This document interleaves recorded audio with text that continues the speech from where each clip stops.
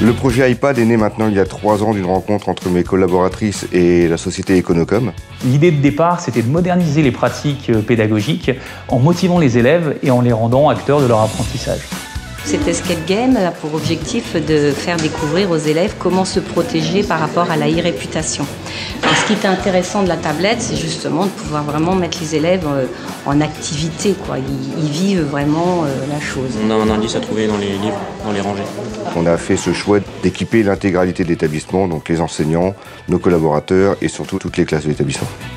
Today we're going to do a red month for identify the nature of these solutions.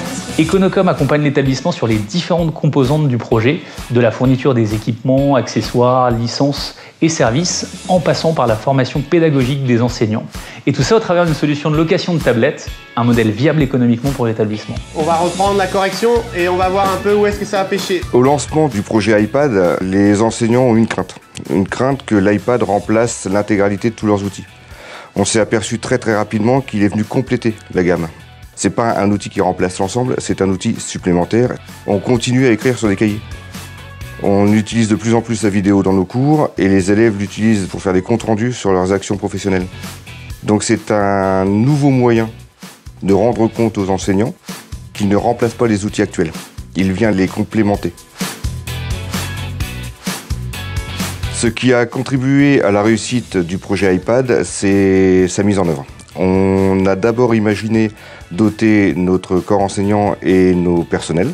On les a formés sur l'utilisation des iPads. On ne leur a mis aucun objectif.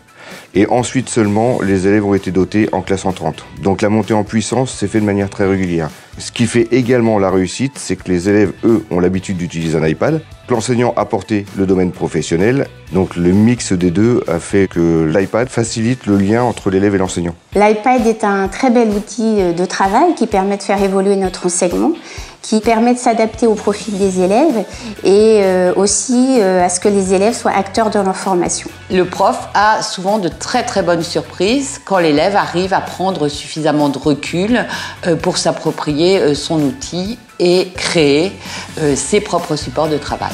Je dirais que la Providence Sainte-Thérèse a su comprendre son époque, moderniser ses pratiques pour devenir une véritable école du XXIe siècle et former ses jeunes au monde de demain. On perd tout ce qui est numérique, oui, c'est ça. Donc c'est plus simple pour nous.